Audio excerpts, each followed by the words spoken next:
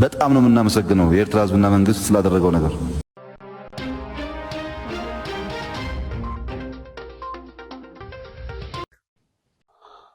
ሰላም ክቡራትን ፍትዋትን ቤተሰብ ዳማት ሚዲያ እዚህ ዳማት ሚዲያ እዩ ንመደብና ላይክ ሼር ናገበርኩም ክትከታተሉና ዓድምና ነዚህ ቻነል ሓድሽቲ ዝኾንኩም ድማ ሳብስክራይብ ብምግባር ቤተሰብና ሁኑ። ንሎሚ እዋናዊ ዝበልናዮም ሓበሬታታት ነቦኹም ክነብል ሸውሃት ስልጣን ሓይልታት ክሕደት ንምርዋይ ዝኽፈል መስዋዕቲ የብቅዕ ክብል በጀነራል ፍስሐ ኪዳኑ ዝምራሕ ቢሮ ሰላምን ጸጥታን ትግራይ መግለጺ ኣውፅሎም። ሰራዊት ትግራይ ምስ ዕስለ ናይ ውሽጥን ደገን ጸላእቲ ተኳሽሖም ንህልውና ህዝቢ ትግራይን ሉዓላዊ ግዝኣታቱን ዋሕስ ኮይኑ ብሔራዊ ርብሓታት ህዝቢ ንምርግጋጽ ኩሉ ዓይነት መስዋዕትነት ዝኸፈልን ዝኸፍል ዘሎን ብኩሎም ዓይነት ፈተናታት ኩናት ተፈቲኑ ዝሓለፈ ክብሪ ህዝብን ብሔራዊ ኩርዓትን ዝተጎናጸፈ ናይ መኸተ ሓይሊ እዩ ክብል ገሊጹሎም። ቢሮ ሰላምን ጸጥታን ትግራይ ወሲኹ ከም ዝገለጾም ድሕሪ ዝኩሉ ፈተና ክፍጠር ኣብ ዘይግብኦ ኣፈላላይ ብምፍጠር ሕዱር ቂም ዝቋጸሩ ሓይልታት ክሕደት ናይ ስልጣን ሸውሃቶም ንምርዋይ እቲ ኣብ ሓደ መትከል ተሰሊፉ ብሔራዊ ቅያ ዝሰርሐ ሰራዊት ብስም ሓራ መሬት ኣንጻር መስዋዕቲ ዝኸፈለሉ ዕላማ ተሰሊፉ ግዳይ ትርጉም ኣልቦ መስዋዕትነት ይገብርዎ ኣለዉ። ከብሪ እዚ ሰራሕ ቅያ ሰራዊትና ዘራኸስን መጻኢ ብሔራዊ ዕድልና ክቅህም ተወጢኑ ዝተሃቀነ ናይ ጸላእቲ ተኽታኺ ተግባር ከይተጸባጸብና ዋላ ክኽፈል ዘይግብኦ መስዋዕቲ እናኸፈልናን ገደቡ ዝሓለፈ ትዕግስቲ ጌርና ከም ህዝቢ መንግስቲ ይኹን ሰራዊት ውሽጣዊ ጉዳያትና በቲ ክቡር ያታዊ ኣፈታት ሓጎንፂ ኣቢልካ እቲ ጸገም ንምእላይ ብመራሕቲ ሃይማኖት ብዓበይቲ ዓድን ኣቦ ገረባትን ብልዝብ ንምፍታሕ ብዙሕ ግዜ እኳ እንተፀዓርና ክሳኸዐልና ኣይከኣልን። ተልእኹ ጸላእቲ ተቐቢሎም ውልቃዊ ቁጠባዊ ረብሐኦም ብዘቐድሙን ንደመኛታት ጸላእትና ደጀን ብዝገበሩ ውሕዳት ነበር ፖለቲካውን ወተሃደራውን ኣመራርሓ ትግራይ ነቲ ጉዳይ መኣዝኑ ኣስሒቶምን ናብ ጎንፂ ከመርሕ ገይሮምን ትግራይ ሕዝውን ግዳይ ዘይተደለየ መስዋዕቲ ክትኾን ይገብርዎ ኣለዉ። እዚ ሕዚ ዝኽፈል ዘሎ ትግራይ ዘየድሕን እኳ ደኣስ ብሔራዊ ጥፍኣት ዘስዕብ ከንቱ መስዋዕቲ ከብቅዕ ዘለውን ውሽጣዊ ጉዳይ ትግራይ ብውሽጣዊ ፖለቲካዊ ልዝብን ያታዊ ኣፈታትሓ ጸገምን እምበር ብኣፎሙዝ ከም ዘይፍታሕ ናይ ትማልን ናይ ሎምን ጽባሕን መትከላዊ እምነትና ምዃኑ ፈታውን ጸላእን ክፈልጠልና ንደሊ። እዚ ጸገምን ምፍታሕ ክሳብ ሕዚ ብክቡራት ኣቦታት ሃይማኖት ኣቦ ገረባትን ዓበይቲ ዓድን ዝተገበረ ጻዕሪ እናነኣድና ንቐጻሊ እውን ብዝገጥሞም ፈተናን ዕንቅፋትን ከይረብረቡ ኣብ መንጎ ሓደ ህዝቢ ዝፍጠር ዘሎም ምድማይ ንኸብቅዕ ጻዕሮም ንኸበርኹ እናጸዋዕና እዚ ልዝብ ንምድጋፍ ቢሮ ሰላምን ጸጥታን ትግራይ ልዕሊ ፍርቂ መንገዲ ተጓዒዙ ከም ዝድግፍ ይገልጽ። ክብርን መጎስን ነጀጋኑ ሰማዕታትና ቢሮ ሰላምን ጸጥታን ትግራይ።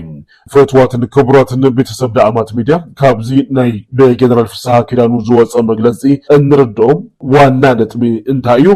እዚ ሕዚ ዝኽፈል ዘሎ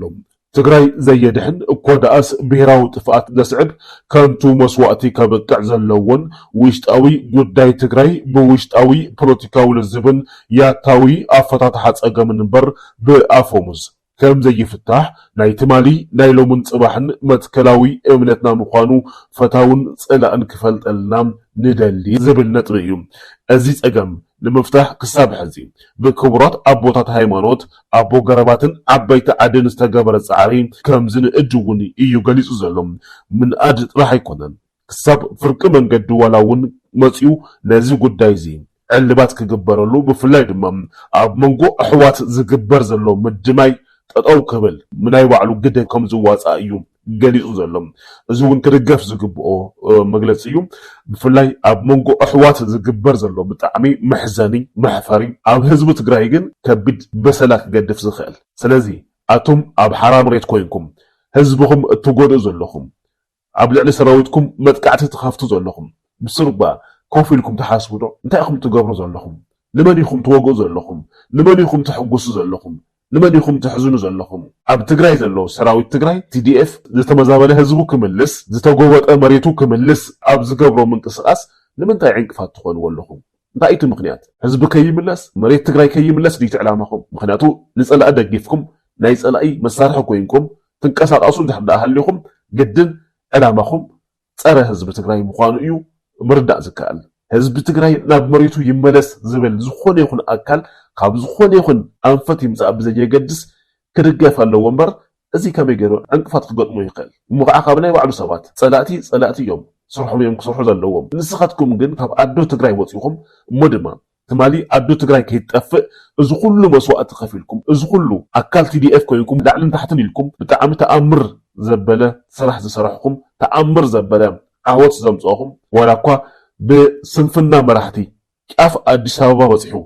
أتي قال سخم يكولف مبار تأمر زبالة قيا زسرحكم حزي كم يجيركم أنصرت ما نيبع لكم قيا أنصرت نيبع لكم تاريخ أنصرت نيبع لكم تمالي وطيكم مسوات زخفلكم ولو علامة كم يجيركم تقالسوا سلازي حزوا النبل بكم تملسوا أدخم كي تبكي أدخم كي تحزن كوفلكم تحاسبوا يزقبأكم أدو خوينو زقالس زلو TDF زخوني يخون قدلت يحلوهم بزي قدس أدو خوينو جن هزبو كملس يقالسلهم زتمزابله هزبو ناب مربوتو كملس زتوغوبطه مريتو ناب بعلوانو ناب هزبو تግራይ كملس እዩ ቃልስ ዝገብር ዘሎም ነዚ ዝኾነ ይኹን ኣብ መንገዲ ኮይኑ ዘሰናክል ኣካል ዝኾነ ይኹን ሰብ ዝኾነ ይኹን ውዳበ ዝኾነ ይኹን ዕጥቁ ሓይሊ ኩላትና ኢና ክንቃለሶ እዚ ኮፊልኩም ክትሓስበለኩም ኣደኹም ዘሕዝን ኣደኹም ዘብኪ ሓዘና በኣግባቡ ከይትገልጽ من كأي كردا ناتكم مسواتي مني كردا تادخم مني كردا زخيل كنتم وتكابتموتو أب عدوكم وتسوكم وما تحجوكم مس سراويتكم كوينكم مس TDF كوينكم هزبكم نختم اللسوم مريت عدوكم نختم اللسو اتقبروا مسواتي إيو اتخبروا زلوا عدوكم ون زي بمقباركم يختورع تخيل مريتكم كي تملسوا هزبكم كي يملس اتقبروا مسواتي جن عدوكم يحزن مبعدكم ون كنتم وت يترف ስለዚህ አዝውን እቲ አቅሪቦ ዘሎም ጀነራል ፍሳሐ ኪዳኑ ዝወፀ መግለጺ ኩላትኩም ክትቀበሉ ወይ ዝግባእኩም ገበን ፈጽምኩም ወንጀል ፈጽምኩም ናብ አፋር ዝኸድኩም አካላት ይኹም ነዞም ዕርቂ ከወረዱ ናብ አፋር ከባቢ ተጓዒዞም ዘለው መራሕቲ ሃይማኖት ትግራይ አቦ ገረባት ትግራይ ዓበይቲ ዓዲ ትግራይ ነዚኦም ዘይቀበል አካል ዝኾነ ይኹን አካል ብኩሉ አንፈት ያሉ ነዚኦም ዘይቀበል ነዚኦም ዘይሰምዕ نايزيوم زربا أدام يسو حسابهم ترديوم حطو تهاليوون حاتيتو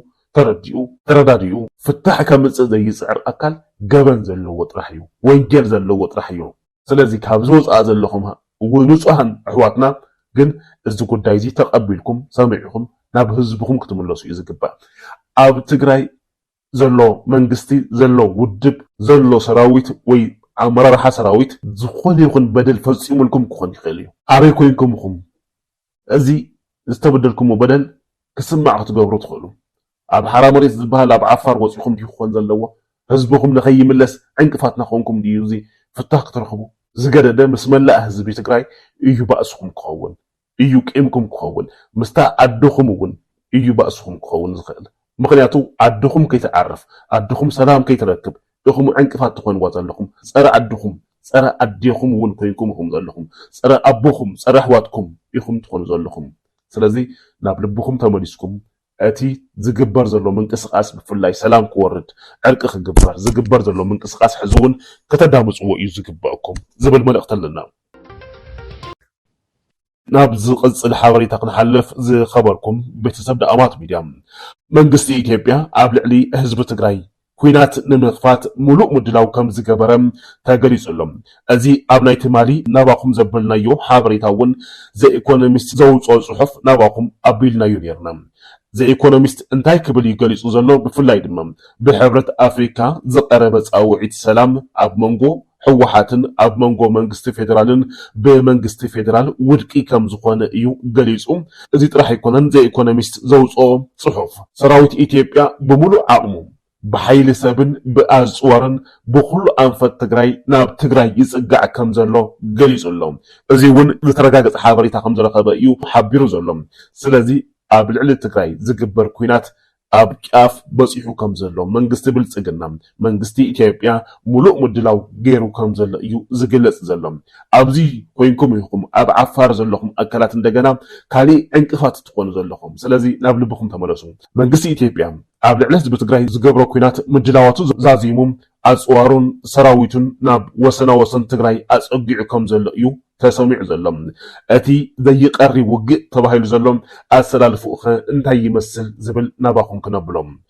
ኣብዚ ሕዚ ሰዓት ስርዓት ብልጽግና ትግራይ ንመድህሳስ ኤርትራ ንምድምሳስ ዝብል ናይ ደርጊ ወፍሪ ቀይሕ ኮኸብ ንምድጋም ብዝመስል መልክዑ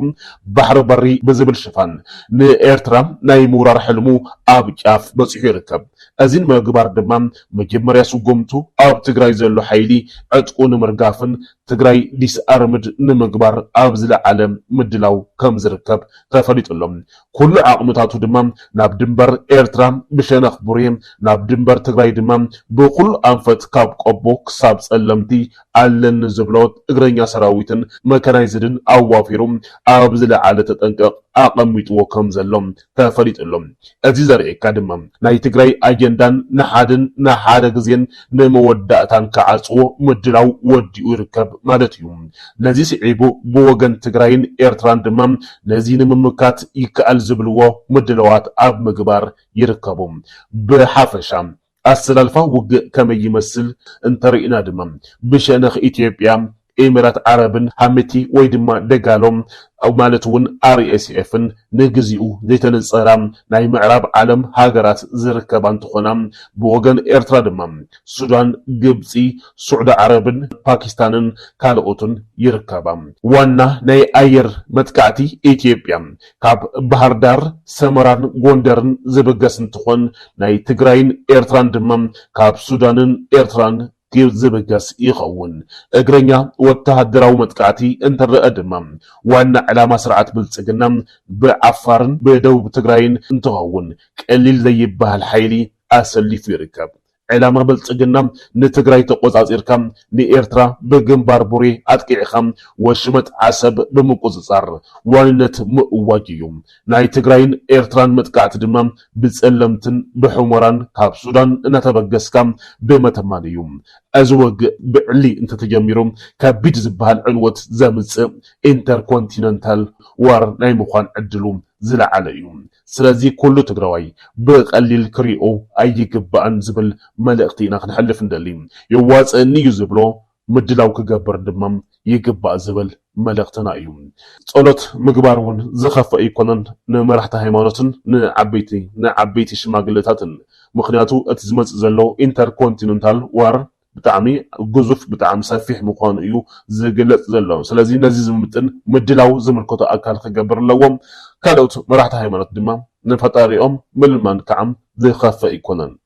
نعم زقط الحبرية قنحلف جنرال سامورا تجراي داغماي نختورر تصويع لهم من قستبل سجنا قبل على تجراي داغماي ورر نخفصم جنرال سامورا ينوس تصويعيتو أغريب لهم تجراي ما خل وجه خوينا ذترف إيكونومي أم تقللون نقطفن تكراتا نخعنونيو اتتصوعيت أغريب وزلهم أتي قبل على تجراي جنوسايد زفصم سراويت بالسجنا داغماي جنوسايد نخفصميو تصويعيت جنرال سامورا ينوس كم زي زبادم قبل علي زعبي كهزبي ناي كحدت ناي ጭካነ ዝኾነ ውሳነ ምውሳን ኣብ ዝኾነ ክፋል ዓለም ኣይተረአየን ዝበሉ ብዙሓት ወገናት ብዙኾነ ግን ድሌት ሳሙራያኑስ ድሌት ብልጽግና እውን እዩ እን ሳሙራ ወተሃደራዊ ኣማኻርቲ ብልጽግና ስለ ዝኾኑ ክብሉ በርክት ዝበሉ ወገናት ዘለዎም ቅርታ እናገለጹ እዮም